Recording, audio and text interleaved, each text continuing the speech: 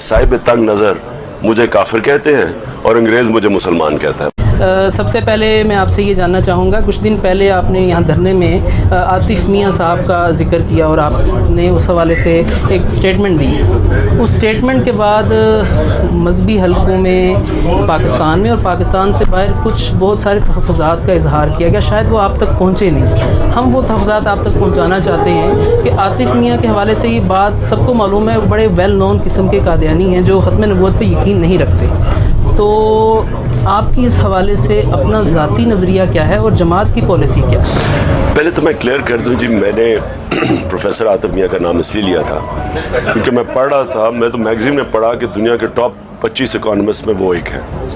मुझे तो ये नहीं पता था कि उनकी ख़त्म नबूवत के ख़िलाफ़ उन्होंने कोई कैंपेन किया, मुझे इसका कोई अंदाज़ा नहीं था। मैं क्लियर कर दूं, मैं कुरान में जो अल्लाह के अल्फाज समझता हूँ और जो कुरान में मानता है वही है मुसलमान।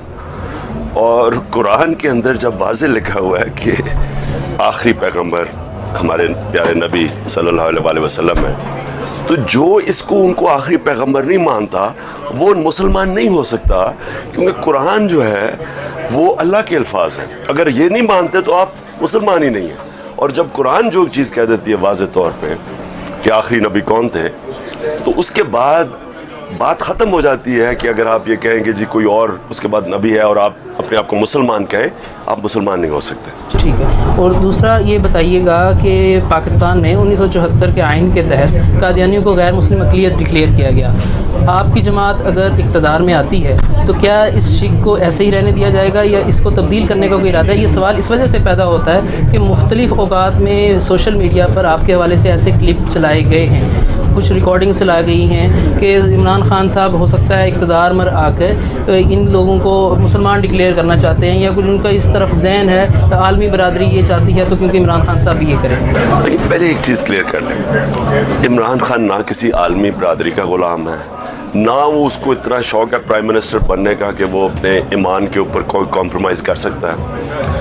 मैं बल्कि ईमान की वजह से ही आया हूँ सियासत में, नहीं तो मुझे अल्लाह ने किसी चीज़ की कमी नहीं दी, मुझे आने की ज़रूरत नहीं थी। मेरा ईमान कहता है कि जुल्म और नाइंसाफ़ी के ख़िलाफ़ आवाज़ बुलंद करो, और वो सिर्फ़ आप सियासत में आके कर सकते हैं, क्योंकि यहाँ ज़ालिम है, चोरी करते हैं पैसा, गरीब कर रहे हैं, लोगों को इंसानों की तरह रखा नहीं जाता, जानवरों की तरह रखा जाता है। और जो हमारे तस्वर में कि नबी सल्लल्लाहु अलैहि वसल्लम के इस दुनिया के जाने के बाद जिस तरह का वो जो मदीना की रियासत बनाई गई थी, सारे मुसलमान उसको समझते हैं कि वो एक सही इस्लामी रियासत थी, और हम उसके ऊपर पाकिस्तान को मॉडल करना चाहते हैं। अब ये कहना कि हम आके तो ये चेंज कर देंगे, कोई कानून चेंज कर देंगे, बिल्कुल गलत बात है ये।